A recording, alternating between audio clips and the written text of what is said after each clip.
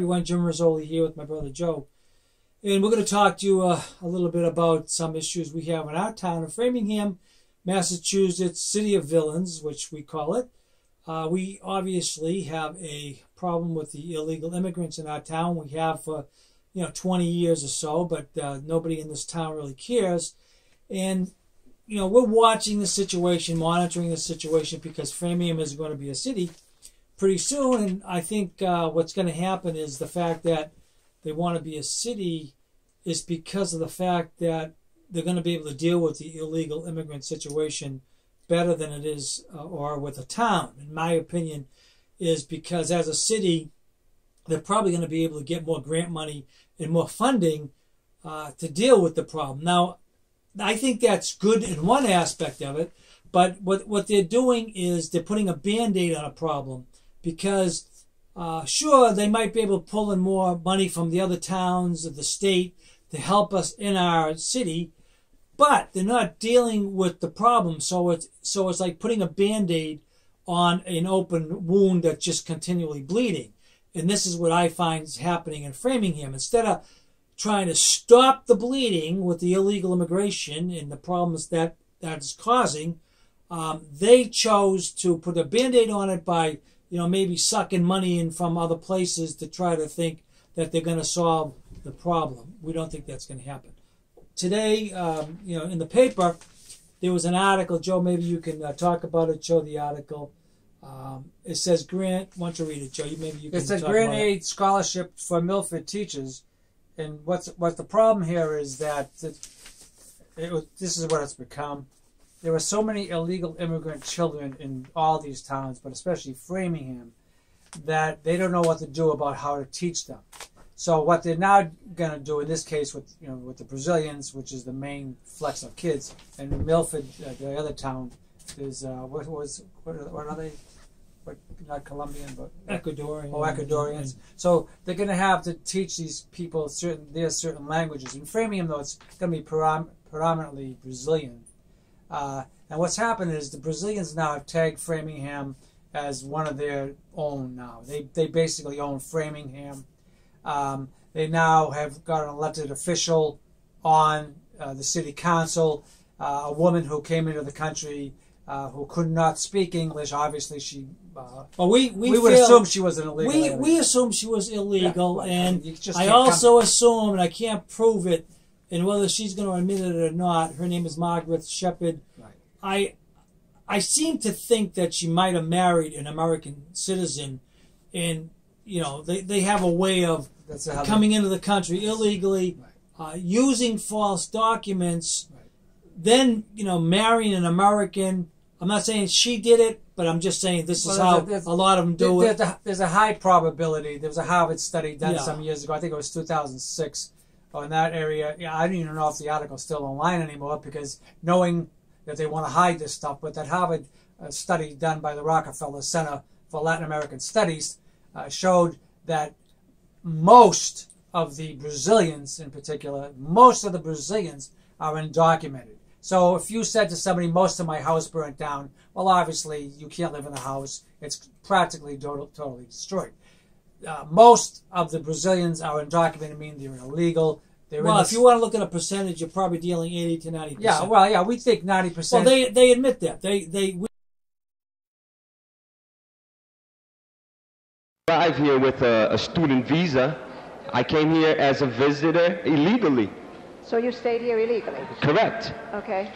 90% of the Brazilian community here is illegal. Councils, the person in city council certainly is not going to want to do things by rule of law. She's going to help the people to come in, the Brazilians that did what she did. There's no way she's going to say to them, oh, you're breaking the law, you shouldn't be doing this. I can guarantee that's not going to happen. They're going to placate to everything they want or need. So what the Brazilians are going to do now, we got a whole new slew of apartments coming up. I mean, well, we have about 1,600. If all these apartments go through according to schedule, we're going to have another 1,600 apartments in Framingham, catering, we feel, to the illegal immigrant population. Right. Okay, it's going to end up with them at some point in time. So what's happening now? since we have this Brazilian on the city council, now all of a sudden they got the okay down in Brazil. They're going to flood Framingham with more Brazilians. And remember, they're bringing their kids in there. The kids are going to be as illegal as them. Well, or they're going to come here pregnant and give birth. Well, here's the deal: the kids are accepted as citizens of the country because they're born here. We can't do anything about that. Here, right. Okay, now, but we obviously know the parents have issues because they're illegal. Now, this article in the paper, just to show you. Right. Well, I want to show you how it's weaned into the school system, and nobody sees it. In other words, we're the only ones that are exposed. And I've been writing to our state reps about this. I mean, almost weekly articles talking about how the illegals are doing this.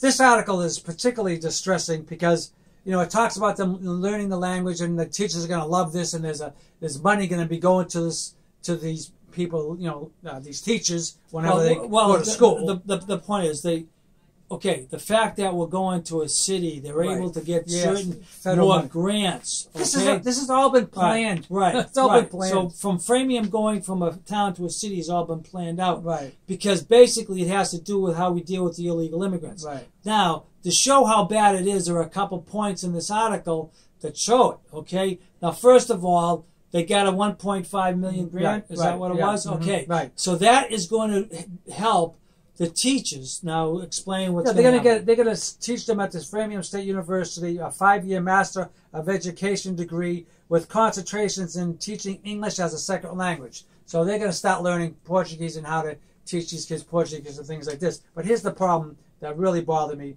Through the program, teachers will share what they learn with other educators in their districts and offer workshops to parents of English learner students about the American school system. Okay, now remember, money is being given to these teachers, the program federal money coming from us, the taxpayers. Illegal immigrants, especially the adults. Now, we're not dealing with the kids now. We're dealing with the adults who come to America. They're not supposed to be partaking of anything America has. This is called aiding and abetting illegal aliens in their stay in America. It's federal law. They're going to be violating the law if they invite all these people to take these courses federally funded by our taxpayer money. In other words, they're saying to hell with the law. We're going to be dealing with these illegal alien parents. Of course, this is exactly what they planned, and the people are just letting it happen, and they're in violation of the law. So, I mean, this is just one of the things that they're doing. They bring their kids in the school system. The kids now are being taught not just English. They're being taught their language, their culture, their history. And years ago, when they used to bring kids into the school system, they just immersed them in English, and they taught them and they learned English. But now these kids are going to be learning their culture, history, and language, and I can guarantee you they're not going to assimilate. They're not going to assimilate, and we're going to have a hell of a problem in a couple of more years when these kids come into the school and start, working around with other kids. I mean, I wouldn't be surprised if there's gang fights and everything else because they're not going to be totally assimilated. It's just a big mess. Well, one of the points in this article is very telling is the fact that Framingham has about between 8,000 and 9,000 kids in the schools. Okay, total. Out of those 8,000 or 9,000. At least 2,000 are English language learners, which means that these kids pretty much don't know how to speak English that well. Mm-hmm. And now that's going to be the big issue here because, see, now what's happening is Framingham particularly is a central hub to the illegal immigrant problem in the whole state, actually. But it's really been taken over by the Brazilians who have made it a central area. Now, what's happening? Another thing that's happening is the fact that we just had at the not the ZB the licensing, the selectmen now. The Board of Selectmen's meeting. It's the last Board of Selectmen meeting, and starting in January, there's going to be a city council, and there's going to be a licensing group of people now separate that are going to be licensing the businesses. we have a business in Framingham. It was called the Union House years ago. It is owned by Phil Ottaviani. He's on the ZBA. I don't know if he's going to stay on the ZBA. But anyway, they had restaurants in this Union House restaurant functioning for a while. The last one that had before the Isla, say about maybe 5 or 6 years ago, back to the restaurant, is that this restaurant, we feel it's going to be used as a nightclub, and there's going to be a lot of issues that happen because years ago, over 5 or 6 years ago, whatever, there was a restaurant there that had all sorts of problems with the police coming down and trying to, deal with all these fights they were having. They had people being stabbed and everything else. Well, they had car crashes. People were leaving the scene of an accident. I mean, it just... Well, anyway, this restaurant that was in there since, it was called the Isla Restaurant. It was actually like a Latino restaurant. So obviously they must not have done that great because they didn't really have a nightclub setting there. Right. They weren't approved for it. Now, this other restaurant took over, and it's a Brazilian restaurant, but we know how the Brazilians operate in Framingham. They turn every building they have into nightclubs. Right. This is what they do. I mean, any building that the Brazilians have for coffee or whatever always is going to have some sort of music or a setting that people can come in and maybe dance or sing or whatever they do. Now, this is a big, good-sized restaurant, so obviously they even admitted a couple things when they went before the Board of Selectmen. See, the Board of Selectmen were duped by the Brazilians here, and here's why.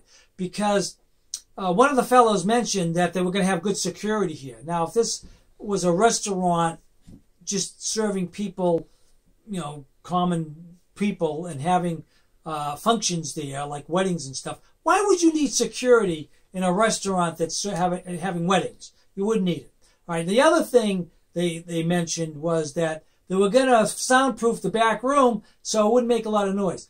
Well, why would they be making a lot of noise? I mean, it's just supposed to be simple little weddings and get-togethers from people, or this or that. Obviously, they duped the selectmen because this is going to be a nightclub. They're going to be making a lot of noise, so they're going to have soundproofing. Well, they said they're not supposed to have electric guitars, right? Or something like that. Well, whatever. But if they have a disc jockey, he's going to be spinning records and stuff like that. What do you think he's going to be playing? He's going to be playing rock music, right, or this type of music. See, the Brazilians, with the owner of the quote Union House restaurant, that's what they used to be called. I mean, obviously, it's a good deal for him because, he's got a good renter in there now that's going to be paying some good rent. We have a problem with it because, again, it's not going to be just a basic restaurant. It's going to be a nightclub. And they have like two floors of this. You could actually go on the bottom. They're not supposed to do anything down in the basement. I really wonder about that, if that's going to happen. Another thing there is the way they're trying to mitigate problems here is they're probably going to hire, maybe, I'm not sure yet, Framingham Police Detail out front maybe. Well, that's because they're going to be paying these cops overtime. It's going to be a great job for them. So what do you think is going to happen if something's going on inside? These cops are getting paid to be there by the restaurant. They're not getting paid to be there to protect the town and what's going on in the town. So we have a problem if they hire Framingham Police Department. Now, if they have their own security, I can't see why they'd be hiring Framingham Police Department except just to use them as a cover to protect themselves. But we'll have to see how that goes. Yeah, so basically what's happening is that the Brazilians have taken over Framingham. They've taken over the school system by bringing their kids here. And now they're turning the whole town into a whole establishment for them. Anything that can benefit them. The people that have been voted onto our city council, one in particular, Margaret Shepherd, who is a Brazilian lady, her record of coming into the country itself is one that it seems to be that she was an illegal alien too, because the article in the paper said she couldn't speak English. So obviously she went through the process of coming here illegally, however it was, on a visa, overstaying the visa, and doing what 90+% of the Brazilians are doing anyway. How she reacts on the city council in establishing rule of law and telling. Well, we can't see her being a positive force unless she has a conscience and stands up for There's the rule no of way law. she's going to be positive because they would be ripping at her. Yeah, so we'll have to see how that goes. But anyway, getting back to where the town is headed, we have a lot of serious problems here because we're seeing that they're throwing in a lot of the apartments. They want to put 1,600 apartments in the town.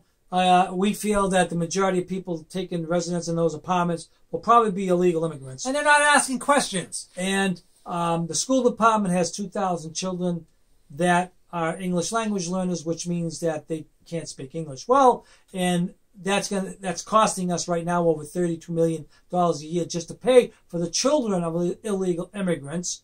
And these are all big issues that are going to affect us as a city.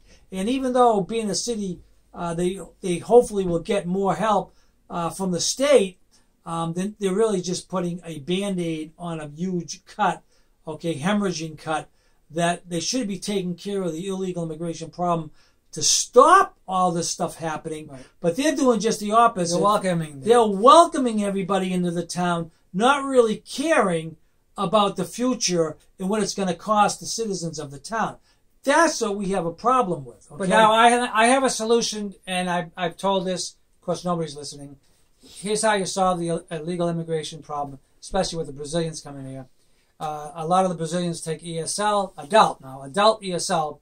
That's really against the law because we aren't supposed to be aiding and abetting illegal immigrants in the state of America, and teaching them English is violating the law. I'm sorry, but that's what it says. I didn't write the law. Okay, so we got over 600 people in that program. Most of them are illegal. That program needs to be revamped, shut down, opened up again, revamped, and only legal people who have legal immigrants. Legal immigrants should be able to take part in that program. They are not. And that program lies. The people that run it lie.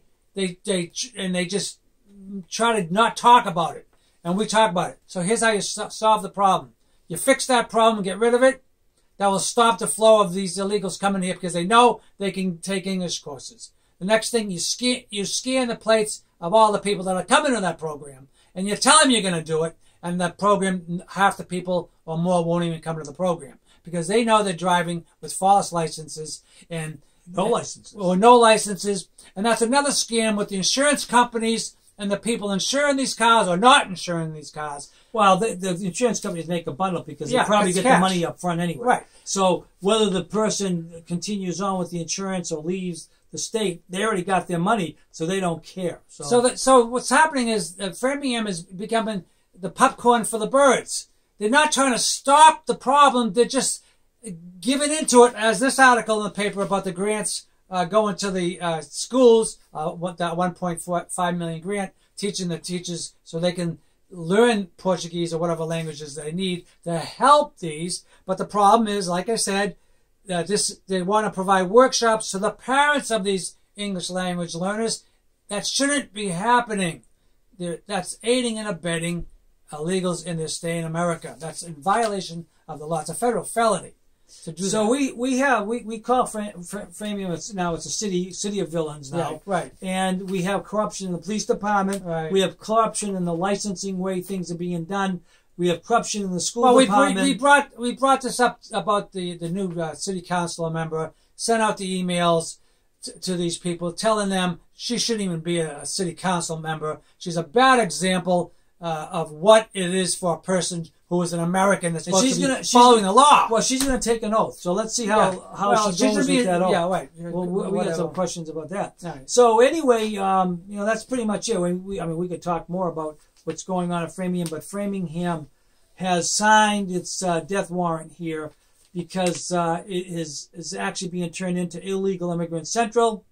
Once we have that restaurant up and running, it's going to be a Brazilian nightclub that's going to bring a lot more illegal immigrants into the town. Let me just tell you, when they have to have a big place or a building to come into. They used to rent out the town hall, yes, which is huge. I mean, huge. It could hold like 900 people. But they destroyed the place. And what happened is, beautiful floor, nice. They dropped beer cups on the floor and liquor, and they ruined everything. Yeah, so in the beginning, the town used to extend their buildings to the Brazilians, and the Brazilians just wrecked them. Ruined it. Okay. And there was, in Lowell, there was a place, a field that they had a big party get-together on. They ruined the field. They ruined the whole football field. Going to cost them thousands and thousands of dollars to fix. What an embarrassment to that community for allowing them to come in and do this. So in other words, you don't mind if people come in and they act right and they follow the law and the rules and everything, but they don't do that because the people who are coming here are illegal. They don't care. Well, anyway, that's pretty much it. I mean, we're trying to let people know what's going on in the town. We've been banned on our cable system because we can't get on there to let people know in Framingham. So you're viewing this probably most likely on the Ashland cable station, which they've so far allowed us to be on through Diane King's program. But again, Framingham is such a corrupt town, they had to get us off the air, and they used false reasoning to do this, false charges, because they don't want us talking about these things in Framingham. Well, they don't want us talking about it anyway. In the Metro West Daily News, I can't get online and comment. I'm banned from the Metro West Daily News on the online because when I used to post, I had over like 1,000 posts. When I used to post, people would come and attack me, and I'd come and defend myself. And Richard Lodge, who ran the paper, said, "Oh, well, what you're doing is wrong." And I'm like, I didn't start the problem. The other people did. Well, that's what happened. So I'm banned. I can't even. I pay for the newspaper, and I'm banned from online comments. We're banned from everything in Framingham. As you can see, we got some issues in Framingham, and it's going to cost us a lot of money. Our taxes are going to go up. The utilities are going to go up. Water bills will go up because of the fact that we have too much going on here and too many things taxing the system. But if this is what the people of Framingham want to have, then this is what they're going to have. They're going to pay for it. You're going to pay for it, all right? Well, anyway, I want to thank you for watching. I'm Jim Rizoli. I'm Joe. And we'll talk to you later. Bye now. Bye.